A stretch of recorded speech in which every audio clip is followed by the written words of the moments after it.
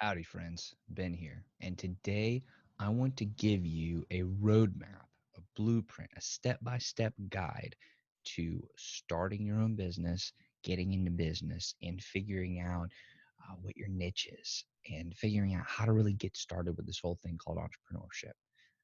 As an individual who's been an entrepreneur since I was 20 years old, I started my first company December 19 of 2014. Um, I just want to share what I've learned and help you not make the same mistakes that I made.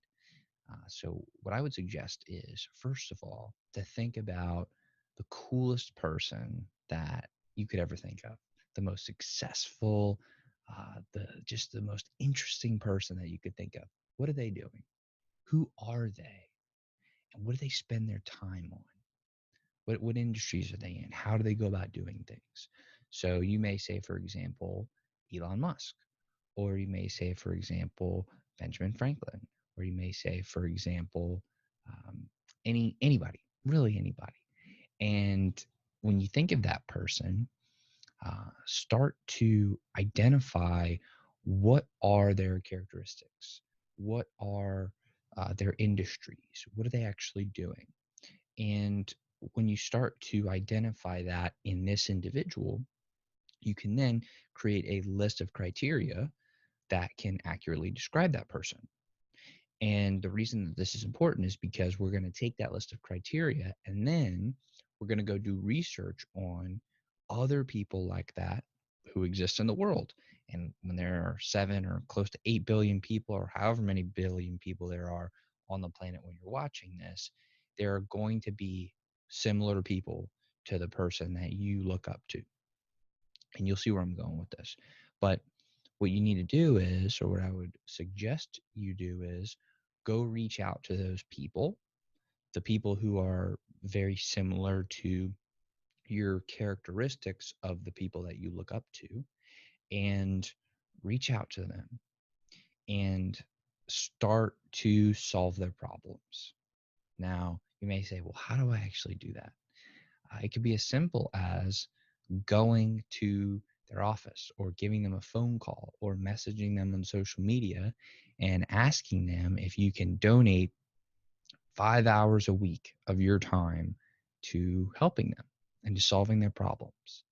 And in exchange, all you want to do is learn and hear their story, right? And the magical question here is, when you ask them, what is your story? Now, this may sound crazy, but when you ask somebody, what is your story, you enter into this relationship where they feel they just feel so honored to be able to share, because everybody wants to talk about themselves, and you're providing so much value to them because you, by asking that question, you're sharing with them, you're letting them know that you care enough about them to ask.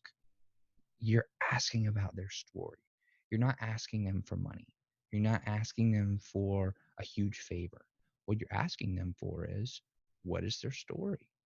And a lot of people are very happy to share that with you. And I know because I've interviewed, at the time of this recording, hundreds of people, and that's the thing I ask them: what is your story? And they're happy to tell. So the key is to get them to have a conversation with you where you get to ask them, what is your story? Now, you may say, well, how do I know you mentioned social media, reaching out to them, calling them, going there, but that doesn't make sense to me. How do I actually do that? Let's break it down even more. All you have to do is say this one thing to these people. You have to say, and literally you can copy this word for word, but you could say, hey, first name. Obviously, put their real first name. Don't just use the words first name, but hey, first name. I noticed that you were a fellow entrepreneur and I wanted to reach out. Would you be open to meeting? Question mark. It would be an honor to hear your story.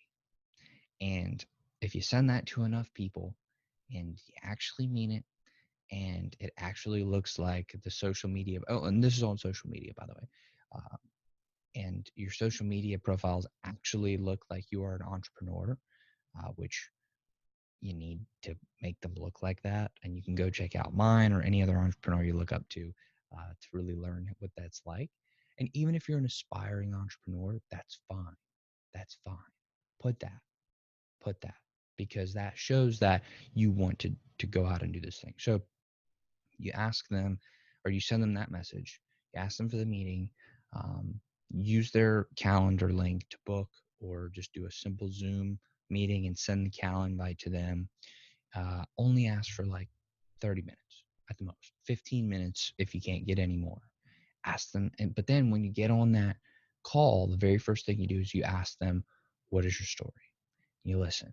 Afterwards, try to start solving their problems. But you need to listen more, right? So how do you actually get them to a point where they're willing to tell you what their real problems are? The best way that I found is to then ask them, after you ask them what's your story, then you ask them this simple question: would you possibly consider being my mentor? And let me tell you, no decent human being is going to say no when you ask them if they would possibly consider being your mentor. Just think about that. Think about the word choice of that. They can't say no to that. They can, but they won't.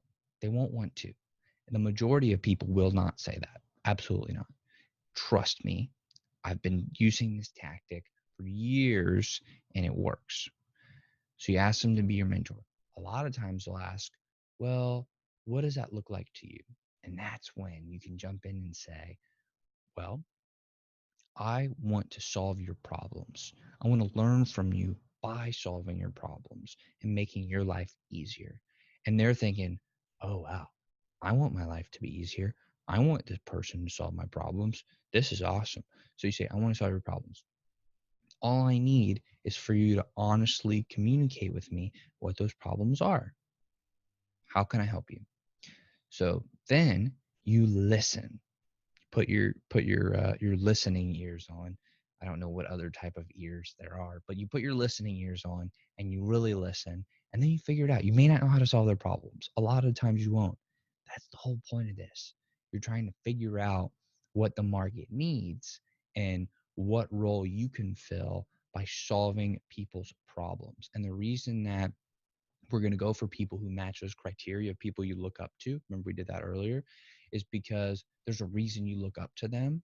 And that actually, for whatever reason, will lead you to something about them is because you look up to them and you do so subconsciously. You're actually telling yourself, hey, I want to be like that person, or I want to do that, or that interests me. And so that can help you narrow down the passion. But you need to go help those people and solve their problems. Then they will mentor you and you can learn more about specifically what you like and what you dislike. And when you're helping the people who you want to become, you're starting to serve them and remove all their problems. Then they're going to want to spend more time with you so you can learn more from them so you can become them.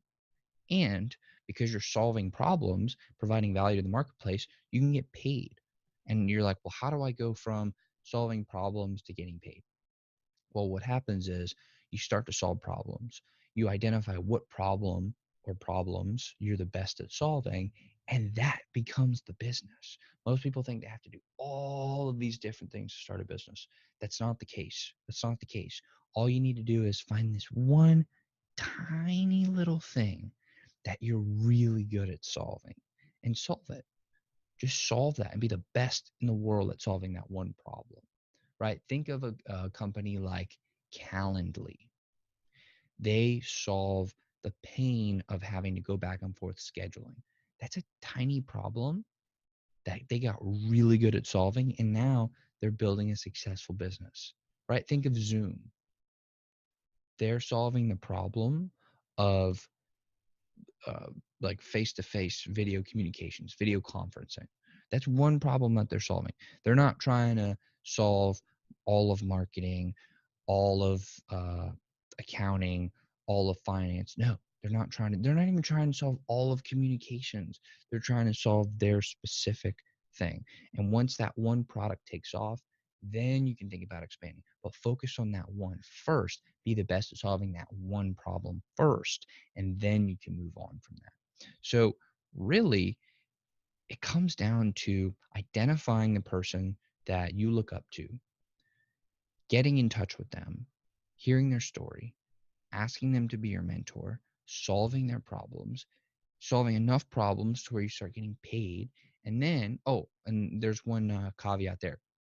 What you might do is you might just keep solving problems until you physically don't have any more time to solve the problems. So then you may say to them, hey, I just don't have the time to solve your problems anymore for free. If you would like me to continue solving your problems, I just need to get paid. I have to get paid. I have to. And if they're a good person to work with, they know your time isn't free. Like your time is valuable and they're going to be happy to pay you because you've been solving their problems. And if you've been solving the problem for them long enough, they're going to be relying on you to solve that problem. They're not going to want to deal with it again. That has been taken off of their plate and given to you. They don't want to take it back. So if you're honest with them and say, I don't have time to keep doing all this for free. I'd love to keep working with you. Um, Here's the price. Then some of them are going to stay with you, some of them are not, but then you have clients.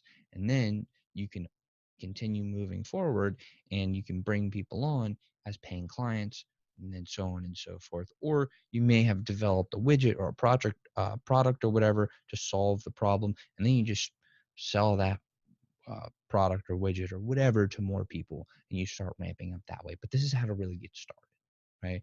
And so I want to put my money where my mouth is. And I want to show you how committed to this problem solving technique I really am. And so I built a web page where, actually, I built a whole service where I'll solve your problems for you and I'll show you how it's done. And all you have to do is go to projectegg.co/solve, SOLVV. There will also be a link down in the comments below, and I'll solve your problems for you. I'll show you how it's done. So go there, check it out, see what I'm talking about, and try it out.